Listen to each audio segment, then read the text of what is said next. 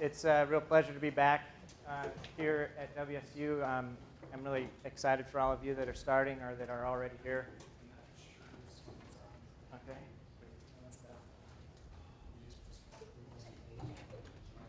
Is that better? Better in the back? Maybe.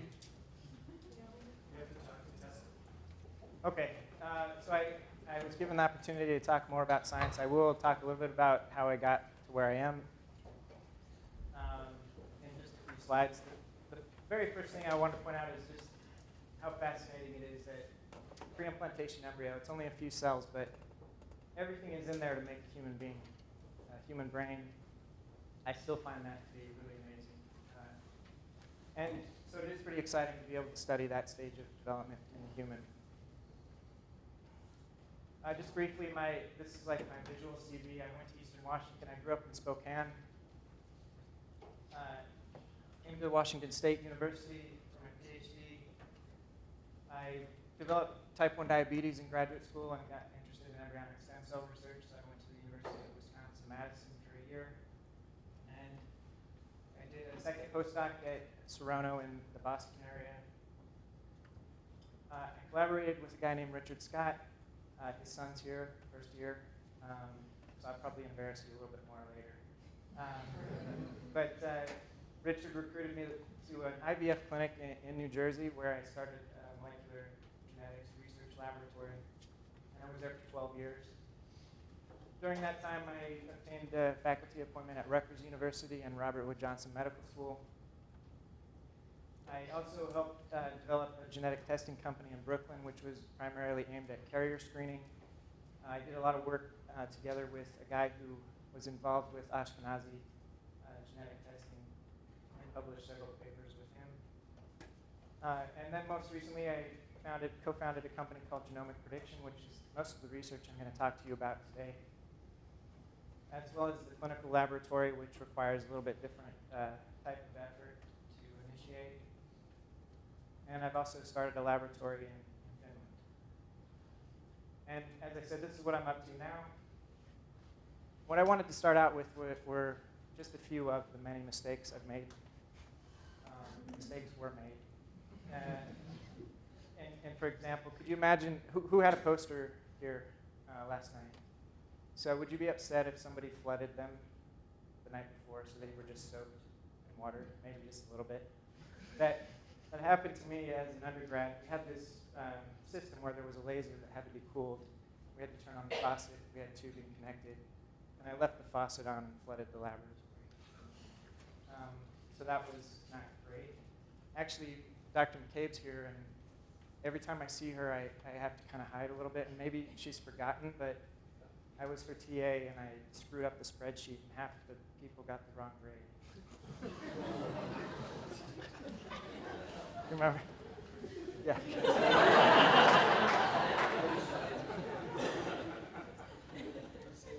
Mistakes were made.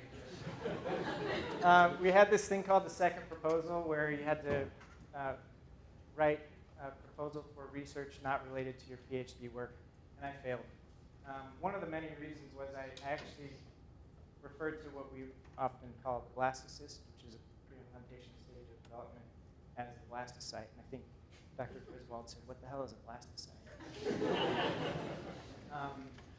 So I did fail that. And actually, this word does exist. I didn't know. But it's one of the cells in the blastocyst. And actually, I've published a little over 50 papers now with that as either a title word or a keyword.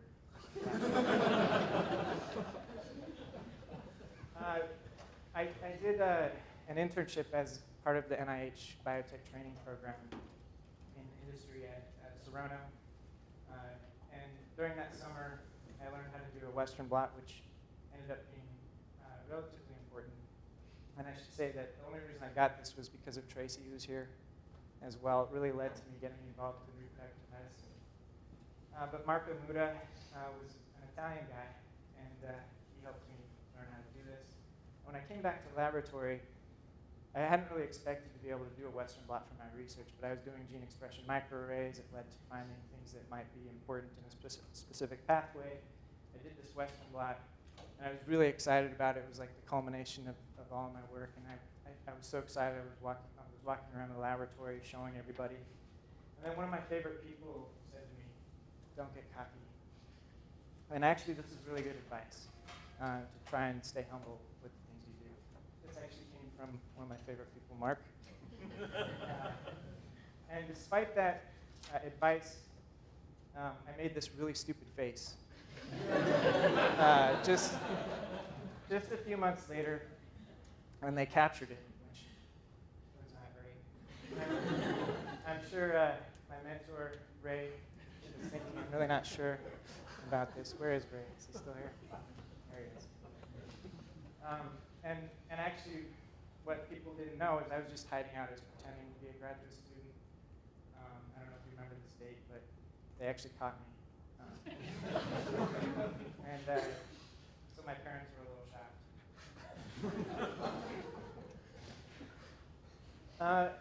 shocked. We've had some success in my laboratory, several prize papers at the American Society for Reproductive Medicine. I've received a few awards. Probably the two most important are the Bowman Alum Scientific Achievement Award. I got to go to this event where there were 5,000 Ashkenazi, which was really interesting. But it was the first time they awarded it to a PhD. And then the Rosenbach's New Investigator Award, they give that out to one person a year at ASU.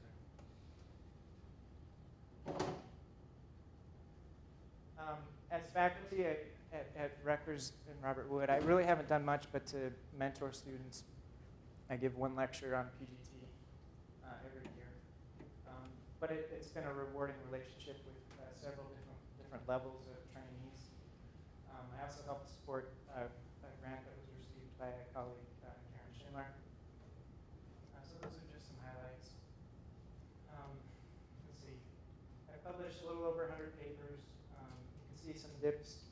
For example, well, this is when I was still a youngster. And then I started out at RMA of New Jersey, and we had a lot of work going on there with the success on developing an antibody screening, which I'll talk about. At one point, we donated the technology from RMA to a nonprofit organization called the Foundation for Embryonic Confidence. So we had kind of a decline in production. And then just recently, I started a new company. So the focus has been primarily on developing a useful product as opposed to publishing papers. As a postdoc at Wisconsin, we did get a patent for a particular process, which is kind of exciting. And, I get these random checks in the mail still from the Wisconsin Alumni Research Foundation. Sometimes it's nice, you can go to a nice dinner or something. Other times it's not so useful. I've done a lot of travel. Some highlights are Cairo and Istanbul, Rome, Australia, Moscow was beautiful. So that's really a rewarding part of the job, is being able to travel. And Pullman's up there as well. And I've developed laboratories, 4 in the US, 1 in Italy, and Finland, and in Egypt. Okay, so that's kind of the brief background. And usually I fly through stuff, so I'll try to slow down a little bit. But really, this is about infertility. And when I first started out, actually, when I was with Ray, my interest was in cancer. A lot of people die from cancer. When I thought about infertility, I was like, well, nobody really dies from that. So I wasn't really excited about it. Actually, I took the job at Serona because I wanted to make more money, which isn't very inspirational. But Amy and I had our first child. Wanted her to be able to stay home. You don't get paid much as a postdoc. So that's really kind of how I got into it. But infertility is common, about 1 in 8 couples. And the most effective treatment of infertility is through in vitro fertilization, which was pioneered by Bob Edwards, who won the Nobel Prize.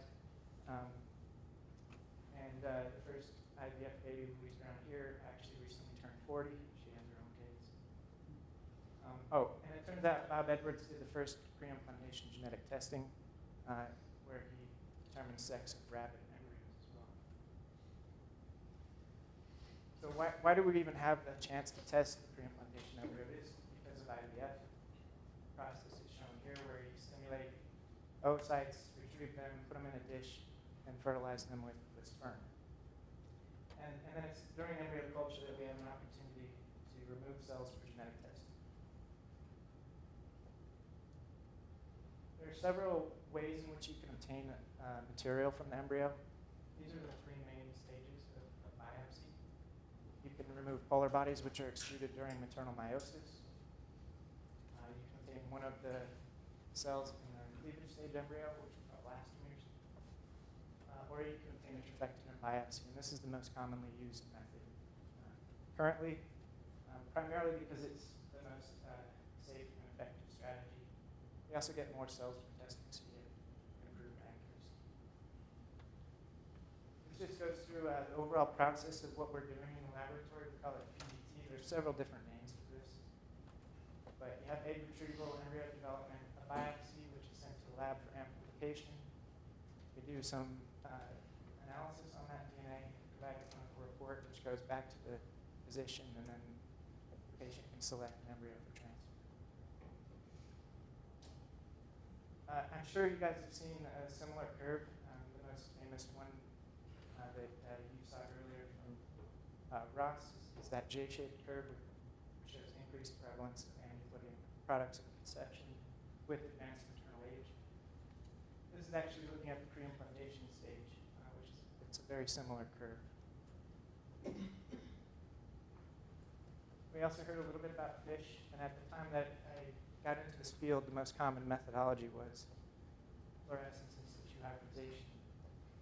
We published several studies, and this kind of illustrates one of the challenges we have. We don't have millions of cells from blood. We have sometimes one cell from an embryo. When you have conventional karyotyping from blood, you have to maybe get 3 results out of 1 million. Here we have to try and get almost 100% of the time a result from that single cell of biopsy. So fish, there's several limitations when it's applied to the pre-implantation stage. And so we've developed more comprehensive, reliable methods since this was used several years ago. There's still controversy around PBT. A lot of people don't think it actually works, even though, as Dr. Hasselt has said before, that aneuploidy is the most common genetic abnormality in humans. And a lot of that has to do, again, with how people have done testing in the past. But the ASRM actually said that it's not really supported by the evidence as currently performed. And so this was really the driving factor behind developing a new methodology. As an undergrad, there were the first papers coming out on the gene shift or microarray were getting published. Dr. Kerr was my genetics professor. He was always worried about having to fly down in class. But he was the reason why I was interested in genetics. And as you know, Dr. Griswold actually was really involved in getting the Affymetrix system here early on. So I think that WSU was one of the first places that had that technology available. Steve Fodor, who founded Affymetrix, was a student here. And then I really learned how to perform this on DNA for the first time when I went to Sorono as part of my training program. So back in 2007, we developed a strategy. Here it's showing what we do on a single cell. It goes into a PCR tube. We perform what's called whole genome amplification. So the DNA is fragmented. You ligate an adapter that serves as a primer binding site that allows you to amplify the whole genome. You go through a series of labeling steps, processing in the laboratory. You get something that looks like this. You can see the signals are all over the place, but when you use what's called the copy number analysis tool, you can see the copy number is 2 for all the chromosomes, with the exception of chromosome 8. And this was a single cell with trisomy chromosome 8. And this is something you learn as a PhD student. You'd be surprised in this clinical genetics field that I came into how little emphasis there was on looking at positive controls. So for whatever reason, people were blown away that I'd actually tested performance on positive controls. And so what you see here are results. When you have a lot of DNA, you get the expected karyotypes. You can see amplifications and gains. The challenge was to get it to work reliably on single cells, and we demonstrated almost 99% accuracy on single cells. So from there, the laboratory really took off. As I said, we won an award. This was early on in my career. Howard Jones did the first IVF in the United States. Richard Sapp was my mentor at RMA of New Jersey. And I was wearing this outfit the night before because I found out I won the award. So I showed up for the award in St. Louis because I was out late. And this is my first team at RMA. This is my first real laboratory. RMA was my first real job. So it was pretty exciting to get started in this way. This is a relatively old slide, but you can see how many microarrays I did as a PhD, and that was actually pretty unique at the time. And then in my laboratory over the years, we processed quite a few arrays for this application. And I couldn't not present something about the origin of aneuploidy, being that patent terrier here. And this was just an example. It turns out that the majority of aneuploidy is in the embryo is derived from what we call premature separation of sister chromatids. And because of that, you can actually have gain of material in the first polar body that can be corrected depending on where the other chromosome goes. I should say a loss in the first polar body. That means you have an extra material in the remaining oocyte. So when it goes through the next division, it can either segregate to the second polar body or to the remaining oocyte. In this particular case, there was a meiotic error in which the extra material went into the second polar body instead of the egg. And we had documented that through biopsy of the polar bodies and then delivery of a chromosomally normal child. So it's possible that a lot of us had a meiotic error during development, but are totally fine now, which is kind of interesting. The field's grown quite a bit. This is showing the number of IVF cycles in the United States in 2017. The percentage of cycles that involve PGT has grown dramatically. It used to be around 5%. This is about 30% now. So it's a growing field in terms of utilization. And I may talk about some of the things that are currently done, aneuploidy, translocations, monogenic disease. But at our new company, what we're doing for the first time is testing for more common complex diseases, including heart disease, cancer, and diabetes. This is just showing a list of the top 10 leading causes of death. And the reason we can start characterizing complex disorders is based on having population-level data. I don't know if anyone saw this paper, but when I first saw it, I was kind of blown away that you could predict where somebody comes from just by their DNA. And it's really only possible, again, by having huge amounts of individuals in a population that allows you to do this. In this particular case, it was relatively simple math with principal component analysis that allowed you to develop a map based on DNA that corresponded to an actual geography. This is our primary source of data to develop and train on known phenotypes using genotypes. Over 450 billion SNPs available here. Performed analysis on 500,000 individuals.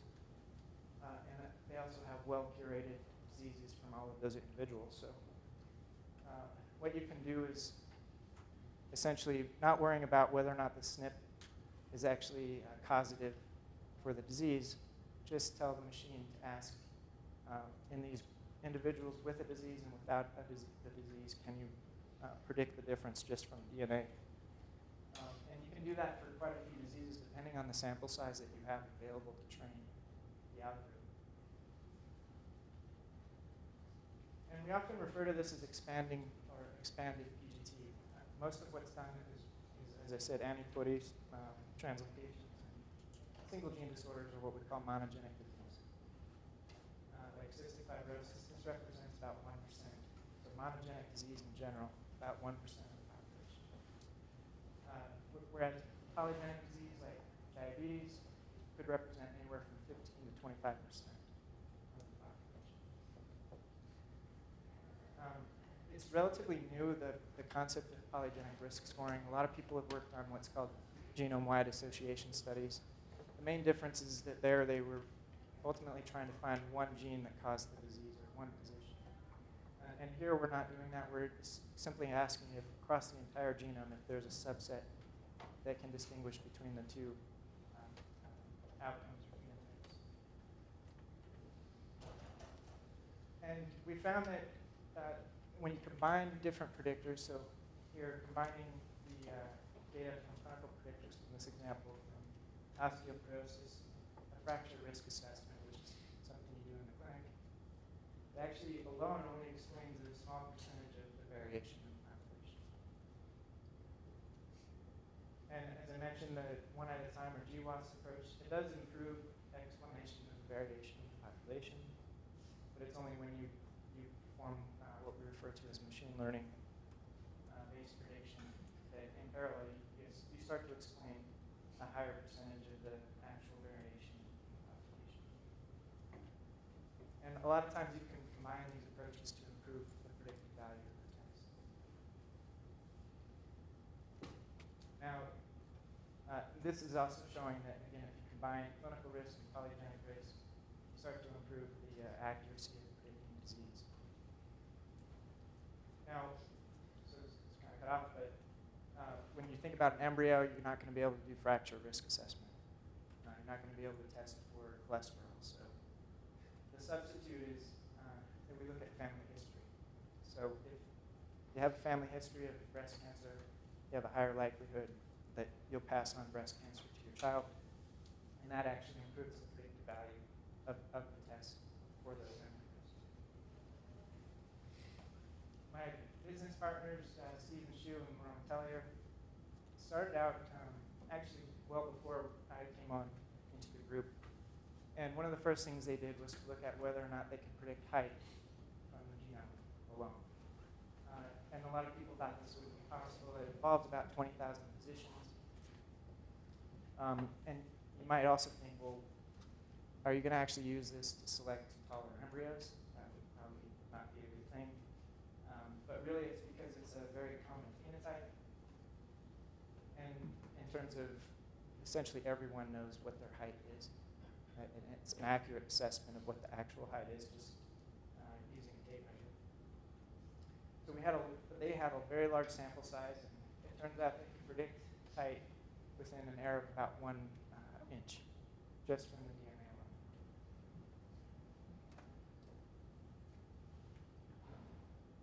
And the same approach has been replicated by other groups, but for actual diseases, which is what we're using in this setting. We're testing embryos for disease.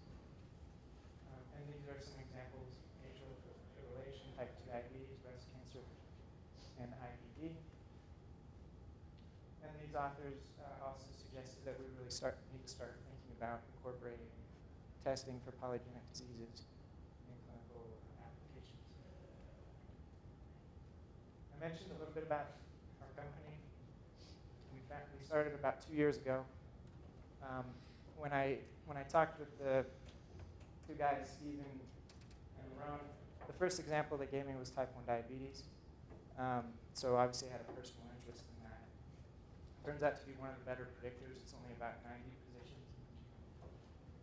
And so what we did was to get funding from mostly Silicon Valley in our seed funding. And then we did make public the second round, which we got $4.5 million. And because of the valuation of the company, we had to give up very little percentage of the value. We also have a dedicated genetic counselor, chief sales officer, chief technology officer, and then these three guys here. We recently published validation on positive controls for these 4 different areas. Just to go through the workflow, we actually developed liquid handling automation. This system, most of the time liquid handlers cost hundreds of thousands, but you can get this from Brooklyn for 5,000. You just have to basically write the code and program it yourself. So we were able to automate the liquid handling process. And initially what we did was to perform 2 different types of amplification. Historically, it's required one type of amplification to get genotyping data, and then a different type to get accurate copy number. And no one's actually ever been able to develop one method that can do both. And so a lot of our work went into developing something that does in fact allow you to do that. It's high throughput, and then we can do 96 samples in parallel. Again, performance on positive controls. You can buy cell lines with known antibody, take 6 or 7 cells, which models which effectively biopsy, and then ask how accurate the test is. For whole chromosome antibody, structural rearrangements, these are translocations, and then genotyping for monogenic applications, and polygenic testing. These are some examples of copy number data. And again, 5 to 8 cells. You see the expected carrier types. Visually, we've started developing and presenting this data to patients in what we call a surface plot. So it's just a circular arrangement of all 24 chromosomes, and then highlighting when there's an abnormality.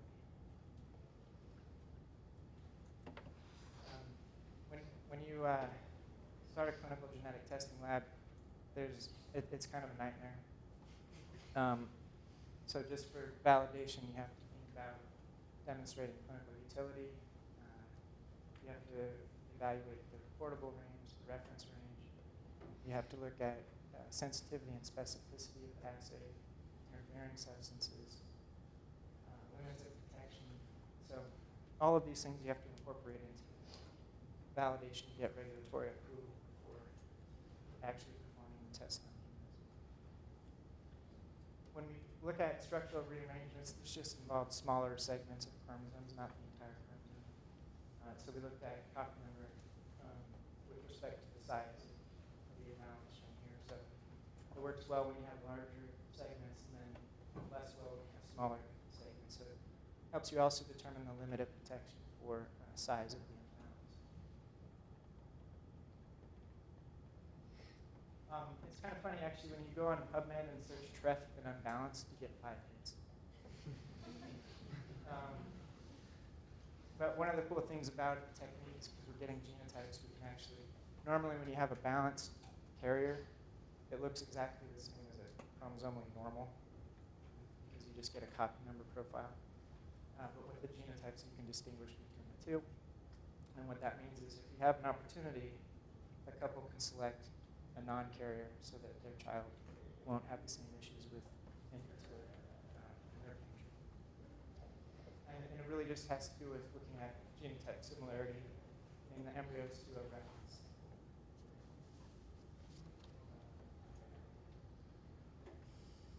With respect to genotyping, the main thing we had to demonstrate was that the genotypes we obtained in the embryo are equivalent in accuracy to an adult. The biggest question we get is, well, how do you know this is going to work? You're going to have to wait 30 years until somebody might develop a disease to know if it worked. And the answer is we have to think about it in sort of a 2-step process. If we're getting genotyping in the embryo that's equivalent to an adult, then we can look at how genotyping performs in adults with known disease status. Again, the combination of copy number and genotyping is unique. We saw some plots like this, but normally when you look at allele ratios, dice in genome, when you have heterozygosity, it's a 50-50 ratio of the 2 alleles.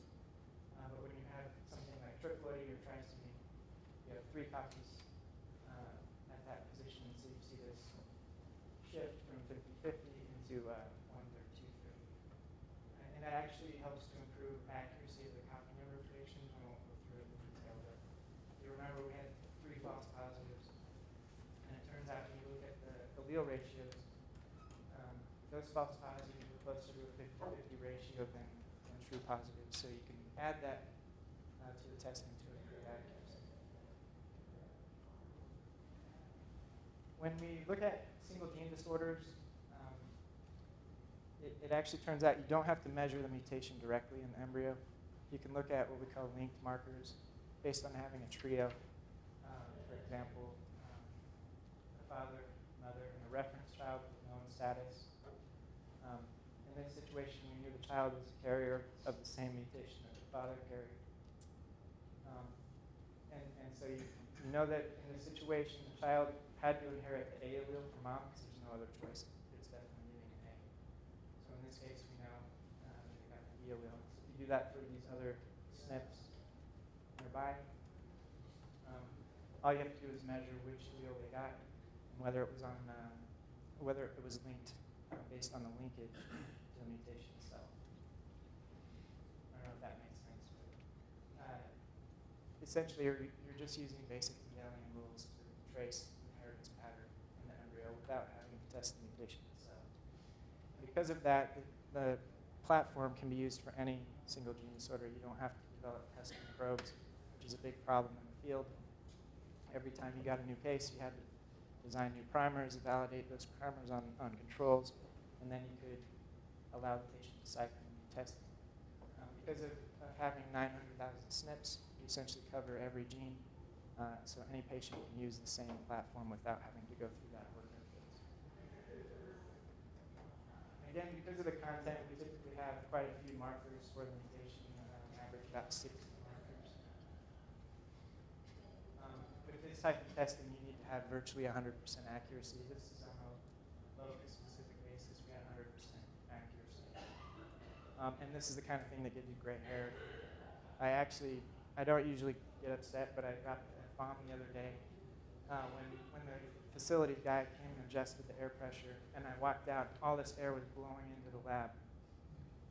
And he's not thinking about it, but I'm thinking about lawsuits, having a baby that's affected because of contamination. So being in this field, human embryo testing, a lot of things have gone wrong. You have to do a lot to avoid those things from happening. Just recently, this capability has become more relevant, and it's not a new thing, but you've probably seen in the news these embryo swaps, so people have babies that aren't theirs. And again, one of the things we can do with the genotypes is determine the relationship. So we've had a lot of inquiries recently because of this type of thing. Hey, can you make sure that these are our embryos? Now, all of that stuff is kind of routine. A lot of labs can do aneuploidy and translocation single gene. It's really the polygenic stuff that most people have paid attention to. And this is an example where we looked at hypothyroidism, and the training gave us a predictor that involved about 5,000 SNPs. And you can see the performance shown here, cases and controls. You can see a significant difference between the two. There's a lot of overlap. But when you ask whether or not individuals with greater than 99% chance of risk have the disease or not, the test performs very well. So what it essentially does is identifies significant outliers that you can then deselect and choose a different embryo for transplant. As I said, you can use other data sets. This was an out of sample set published from eMERGE. And then we also looked at performance when we used our laboratory methodology for genotyping. In this situation, we had, I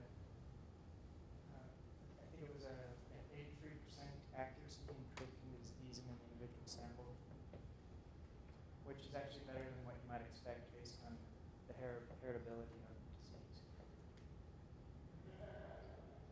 Right now, we have several diseases on the menu, so patients can either choose something they have a family history of, or they can do anything they want. But it's essentially only for patients already going through IVF. And as we heard earlier, patients with infertility may have an inherently higher risk of other disease. So what we're doing is essentially potentially evening the playing field for those people with infertility. In the best case scenario, you might have multiple embryos to test. So often patients produce multiple embryos. They have to decide which one to transfer. And one of the common things to do is antibody screening.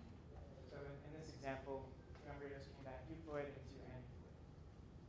The idea is then they can also test for something like coronary artery disease and then choose the embryo with the lowest risk.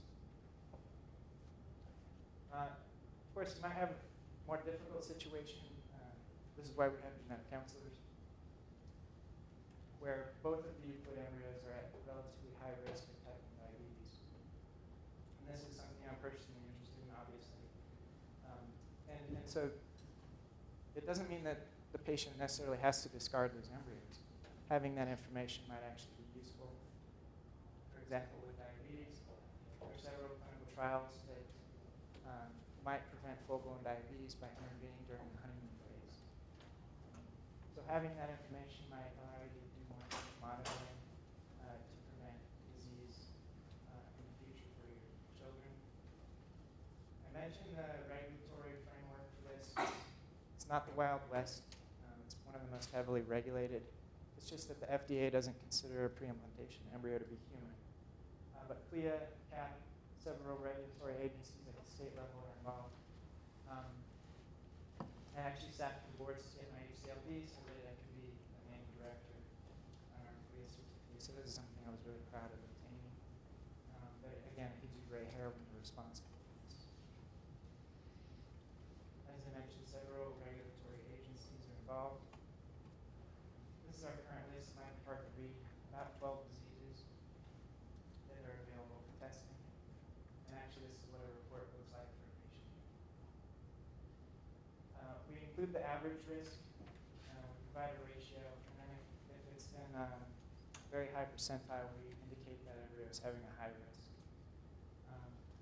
But when it's not a significant outlier, we don't say there's no risk. We just say a normal risk for that disease. And these are actually impacted by the sex of the embryo. So in a male embryo, you can look at testicular and prostate cancer, and a female breast cancer. We've gotten a lot of press because, as you can imagine, there might be some controversy. Most of the media focuses on the fact that you could potentially do this to select embryos with high IQ. And in fact, we do test for intellectual disability, but we don't provide information that would allow you to select an embryo that has the highest predicted IQ. We allow you to avoid a medically defined disease, which is intellectual disability. Several groups have reported on the technology, including the economists. And again, the concern is around what we call designer babies. I'm going to talk a little bit about the ethics of what we're doing. Interestingly, one group suggested that screening embryos for polygenic traits has limited utility. But what they modeled here was actually the exact opposite of what we intend to do with it. What they modeled was, can you improve on traits like height and intelligence through this methodology, which is a much different question and not the intended use of the test than trying to prevent negative outcomes. It's difficult to find good data to model, but there is a data set for type 1 diabetes where there are several siblings, adult siblings, with known, this always happens to me, several adult siblings with known type 1 diabetes status with genotypes available. So it allows you to model having multiple embryos with genetic data. And then we can ask, what is the relative reduction in risk if we use genetics as opposed to when you randomly select one of those individuals? So even if you only have two embryos, there is a 45% reduction in risk of type 1 diabetes by incorporating genetic testing. And that improves as you have more available for selection, all the way up to a 72% reduction. So this is really relevant to the clinical utility. I'll talk a little bit about some of the business behind this. Right now, the fee for doing this is $1,000 per case, and that involves getting saliva from the parents, getting family history, doing genetic counseling, and then $400 per embryo. And we provide results back in about 14 days. This is obviously a really rough estimate of but the number of cases we do is directly correlated with the profit. I showed you some of the estimates on volume, about 40,000 cases per cycles each year in the US. And so we think that it's reasonable to expect getting somewhere in here in the next few years. The other interesting thing is whether or not people without infertility should have access to this. And so that's some of the work we're going to be doing in terms of research and development to see whether or not there is benefit for patients that don't have infertility to elect to go through IVF and potentially reduce risk of these diseases in their children. We're working on some of the marketing. I showed you one time-lapse video, but there is potential to incorporate these data again with machine learning algorithms to improve embryo selection. Right now we have clients across the US and around the world. And I'm going to come back to some of the ethics. ASRM has actually published ethics committee opinion on adult onset, PGT for adult onset conditions. They state that it is justified when the condition is serious and there's no safe, effective intervention. This is kind of inaccurate. I mean, you could just use an egg donor. But they do suggest that when it's serious, it is ethical. But because we're in the US, we have liberty, reproductive liberty, which means the patient has the opportunity to make a decision for themselves. This type of testing doesn't mean that everybody has to use that test. It's up to the patient. And it will be evidence-based. So in that report, they also recommend genetic counseling, which is an important aspect to all of this. Maybe a career path maybe to look at. It's a really growing field of genetic counseling. They also point out, a lot like they did with aneuploidy, that current methods aren't available, but actually we're changing this and hope to have the statement updated in the near future. I also wanted to talk a little bit about what's actually being done in IVF. There's something called social sexing, which is essentially a couple coming in wanting to have a male or a female transfer. In the European Society for Human Reproduction and Embryology, PGT Consortium, which they collected for several years, actual elective IVF just for sex selection was only about 2%. So relatively low. They actually stopped reporting this data because they concluded that sexing embryos for social reasons is unacceptable. Now, it turns out that there's sort of incidental information. So when you're doing aneuploidy screening, you get information on the sex chromosomes. So the question is, how often do people use information about the sex of the embryo as opposed to the morphology, which is how people normally select an embryo, which is also, I'll talk about, maybe not the best approach.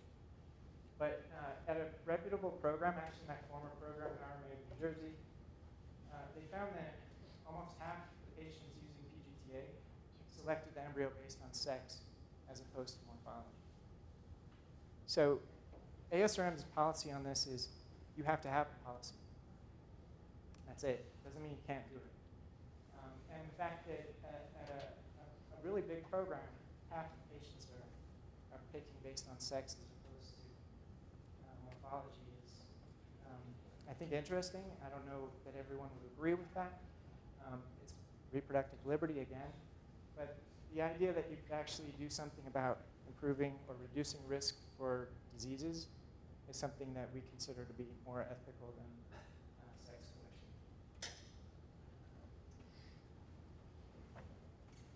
I mentioned that the main thing people do is look at the embryo under the microscope. So if they have two euploid embryos, they pick one that looks nicer. And often that's based on how well developed it is. And it turns out there's this thing called the quiet embryo hypothesis, which means that the faster the embryo is developing, the more likely it is to have disease long term. So it's possible that what we're doing now is actually increasing risk for disease in patients going through IVF. And having actual information, genetic data to help that process, again, could help even the playing field for people with infertility. I'm going to come back to Bob Edwards, who back in '96 actually predicted that we would have the ability to test for polygenic disease in pre-implantation embryos. And he also predicted the ability to edit the genome of embryos, so CRISPR technology. Has anybody heard about CRISPR? Oh, he's not here, right? Okay. There are a couple of surveys out there, somewhat surprising, that 74% of Americans support PGT for serious conditions. And a high percentage of both Americans and people from the UK were willing to gene edit their future children to reduce risk of serious disease. So I think it's something people are very excited about.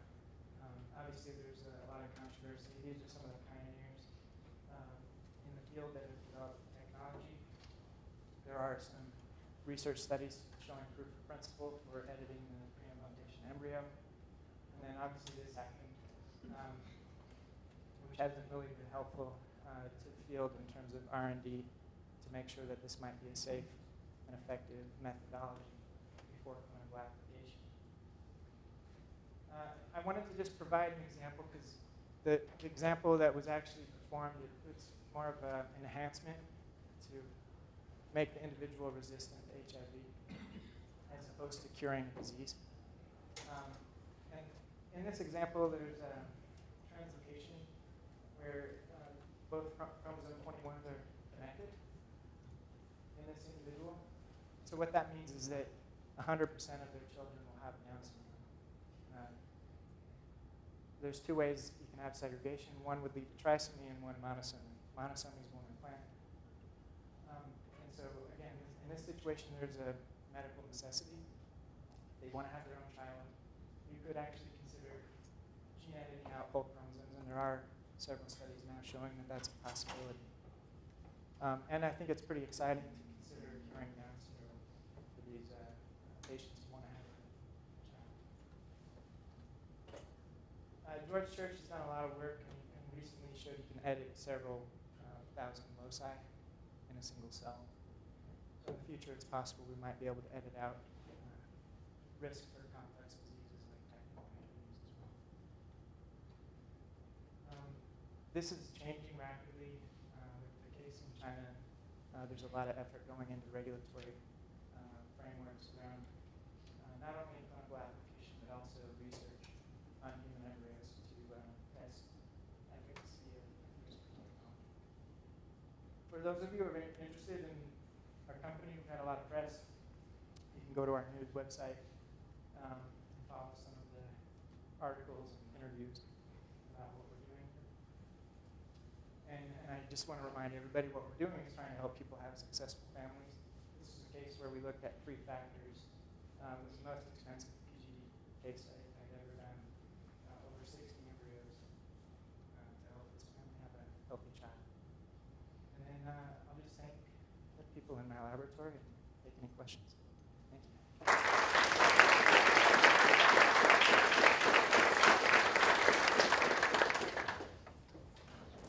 Questions for me? Sure. So I was asked, right, how do you right now? How do you triage, or what's the sort of the algorithm for we're going to test for this polygenic trait, but we're not going to test for that? Availability of data. I'm sorry. Availability of data. So, can we make a predictor? That's it.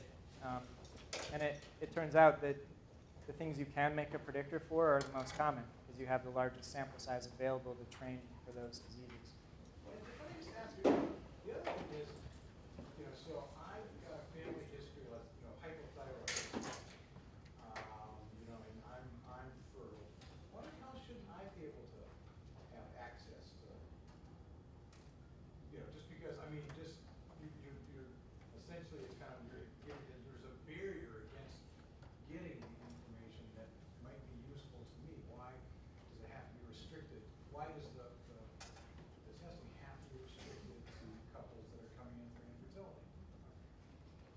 Well, as you know, the risk from IVF is not really well established. So it's hard to weigh one versus the other. Is it worth the risk, potential risk, undefined risk of IVF, the cost of IVF, to be able to do this? So we just don't have enough data, I think, to justify one way or the other. But because of reproductive liberty, patients can do elective IVF and have any genetic testing they want. So it's not that it isn't available. So you could do that. Yes? So two things. One is it's an initial income, right? So it's only those with high income can afford IVF. That's true for most of medicine, I think. Could you repeat the question? It's not a problem I'm going to be able to solve, but I agree, it is a problem. I had an interesting guy come to me at actually in ESHRA, and he has this company where he's been working to actually flush out embryos from natural insemination. You block implantation, so you could potentially get embryos for genetic testing without IVF, which would significantly reduce the cost. I'm not sure. There's a lot of around this. I know, Terry, you probably heard about this for a long time, whether or not it's safe and effective, whether you get pregnant, even though they're trying not to get you pregnant. There's a lot of issues, but again, it's not something. It's a global health thing. I think you have to start thinking about getting enough evidence to get insurance and government support.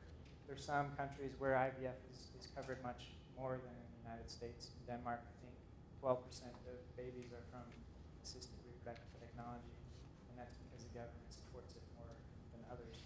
Medicare for all. Yeah. Well, I hope everybody can do it. Nathan, I'll ask a naive question because that's where I come from. But in those studies about stature or height, you're measuring phenotype, but you're using genetic data. But don't we know that there is an influence in the phenotype of something as broad as nutritional status? But you're still using the genetics as a strong predictor in spite of the other environmental factors? Yeah, I mean, a lot of these things, you're never going to get 100% predictive value from the genome alone because of the environment. And the percent of environment contributing to the phenotype varies by disease. And it just turns out with height, from several loci, you can predict within about an inch from the genome alone. Maybe surprising, but that was the result. So I didn't need those vitamins? Is that?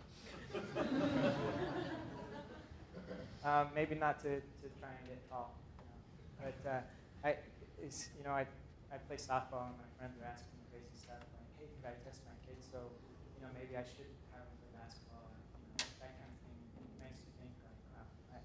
And then the application of forensics, if you could do genotyping for cosmetic traits, might be helpful in forensic investigation. There's a lot of interesting applications. Right now, egg and sperm donors, you can try and request a sample that looks like from a person who looks like you. They have like facial recognition.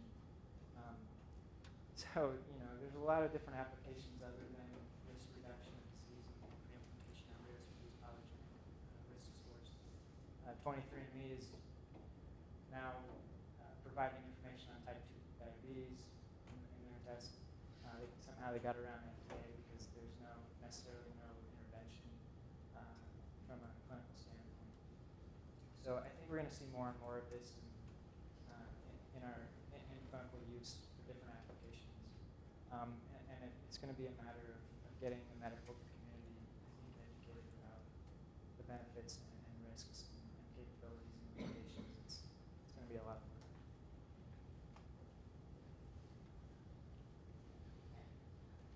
Thanks, Nathan. That's really impressive. It might be a hypothetical question. So we're studying genetics from the father and mother, trying to predict. A couple of years ago, there was this theory about how a mother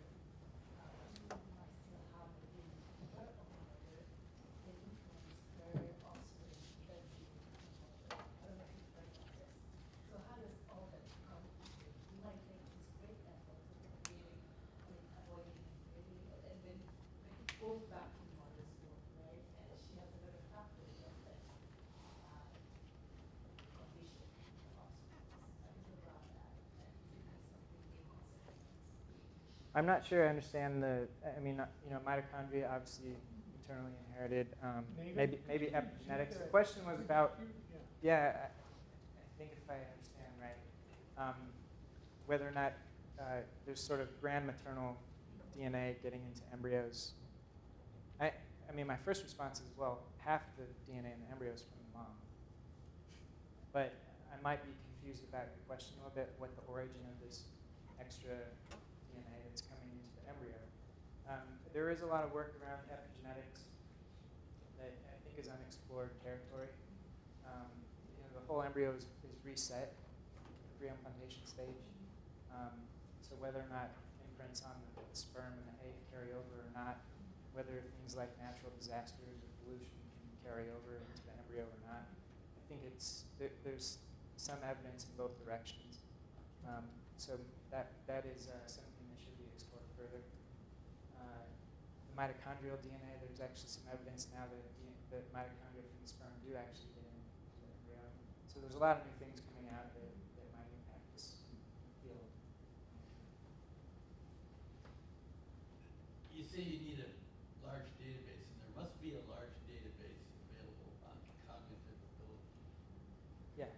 So, aren't you just about a step away from screening for that? Well, we already have that built in. It's not, again, to tell the patient that this embryo has the best chance for the highest educational attainment. It's that this embryo has a high risk of intellectual disability. The predictors now will get better, but I think I've heard someone phrase it this way, that actually the correlation is only about 0.3, which is similar to how well your SAT score predicts your college GPA. So, and that's probably why, in part, the group that decided to model it really wasn't successful at showing a significant increase in IQ, or what they call educational attainment. So the phenotypes aren't always IQ tests. It's, like I said, educational attainment. So there's still limited data, but eventually there will be a lot more. For example, the Million Veteran Program, all of those individuals had IQ testing. And it's a much more diverse population. So it's something we didn't talk about, that the UK Biobank is primarily European Caucasian. So when you try to apply it to other ethnic groups, the accuracy is lower. It still works, but not as well. So all of these things are going to get better over time. Will you, or do you use some frozen embryos, and do you see that influence your genetic screening at all? Actually, it's very common for the cycle to involve cryopreservation steps. So the embryos are cultured out to the blastocyst stage, which is 5 to 6 days after fertilization. They're biopsied and then cryopreserved, we call it vitrification. And then biopsy is sent for testing. There are situations where already frozen embryos have been thawed, biopsied, refrozen, and then the cells sent. There's no, in terms of the performance of the testing, it doesn't affect it. How much of an issue is mosaicism for this type of QT? Do you see that the live data cells you collect accurately reflect what embryos actually doing, or?